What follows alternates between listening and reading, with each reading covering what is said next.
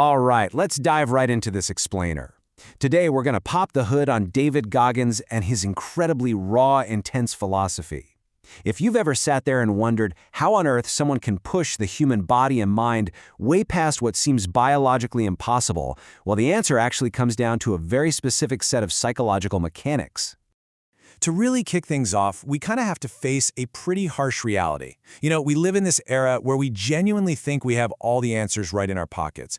But Goggins makes this profound point. When you strip away the smartphones, the laptops, all those modern conveniences we use to constantly distract ourselves, you are left entirely alone. When you're staring down true depression or grief or just a catastrophic failure, there's no search engine for that. You are completely isolated inside your own brain, 24 hours a day, 7 days a week. And honestly, that extreme isolation forces a really uncomfortable question. Who is actually the CEO of your mind? Because your brain is constantly chattering at you, right? It's actively trying to pull you into these little pockets of comfort and safety. So you have to step back and ask yourself, are you truly telling your brain where to go, or is it the one driving the car? Because if you aren't the one steering the ship, the game is already over. Okay, moving to Section 1, the mind's ultimate isolation, which is really about disconnecting from the noise. In our hyper-connected world, we've built up this false sense of security. The tech is great, it's totally up to date, sure. But during life's absolute darkest, most intense moments, all that technology is completely useless. Now, the empowering flip side to this is that in that isolation, your brain actually becomes the most powerful weapon in the world, provided you actually know how to wield it. Let's look at Part 2, the repetition method, basically brute forcing your brain. So when Goggins was trying to pass his military entrance test, he couldn't comprehend a single paragraph. Most people, they just pack it up and quit right there.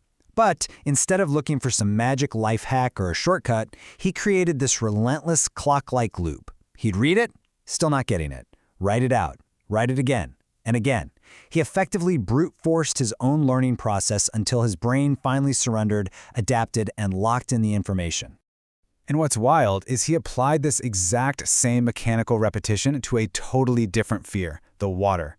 Just imagine being negatively buoyant and literally unable to swim. The panic is absolute. But his strategy? Exactly the same.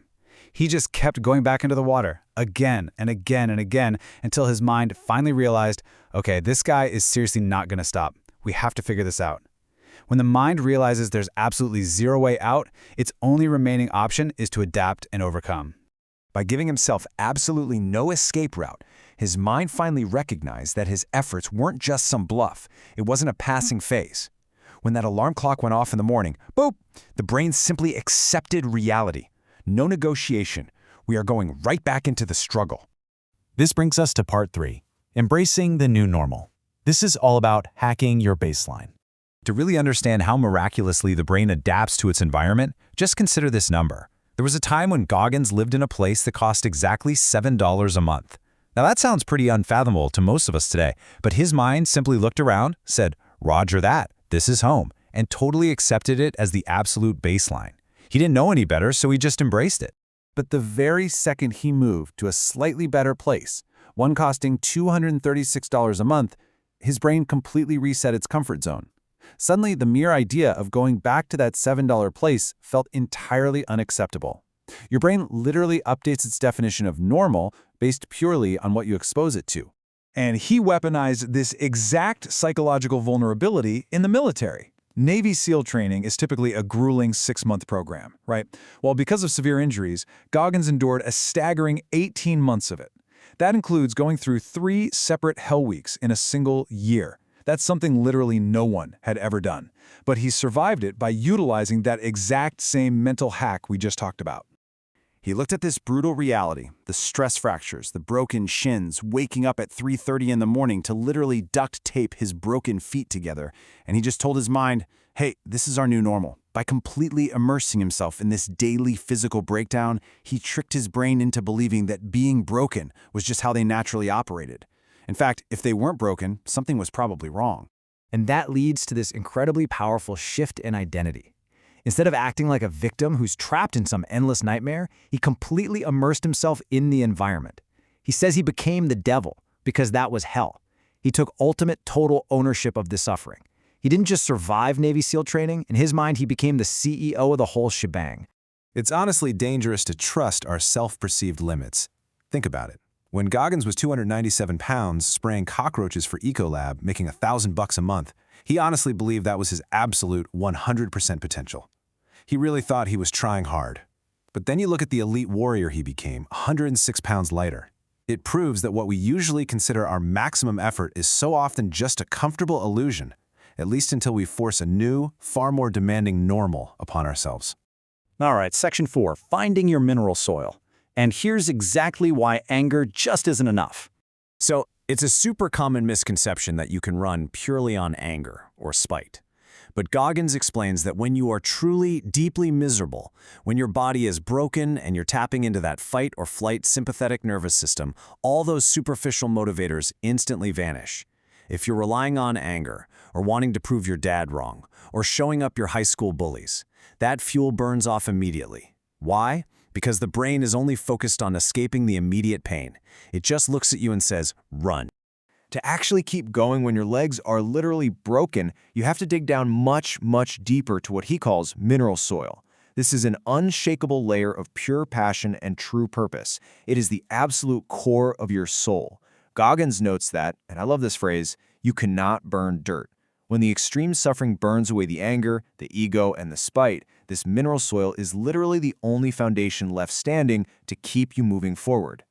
Finally, Part 5. Suffering brings true peace, the other side of accountability. Before his massive transformation, he hit a wall that so many people hit. Despite his outward actions, and despite having the total respect of his peers, everybody loved the guy, he was deeply, deeply disappointed when he looked in the mirror. He realized that external validation means absolutely nothing if you lack true internal accountability to yourself. He didn't love who he was, because deep down, he knew he was hiding from his own potential. He discovered that peace, well, it isn't a starting line. You don't just sit down on a yoga mat one day and decide to be at peace. Peace is the final destination. It's the finish line that you only cross after dragging yourself through the miserable daily grind of accountability, through the trials and through the tribulations. It is all about doing right by yourself and those around you, every single day, especially in the tiny details nobody else sees. And he doesn't sugarcoat this even a little bit. If you think you can somehow find genuine peace while actively avoiding the hard work and the pain, he literally, sarcastically wishes you a Merry Christmas and says, more power to you. Because in his lived experience, true self-discovery requires a really heavy toll. You literally have to pay the price of suffering to actually meet the person you are capable of becoming. So as we wrap up this explainer today, I want you to look at the baseline you've built for your own life. Think about your own $7 a month apartment, your own version of trying hard. Are you truly digging down to hit your mineral soil, or are you just trying hard to avoid the exact suffering that could ultimately set you free? Something to think about. Thanks for joining me, and I'll catch you on the next explainer.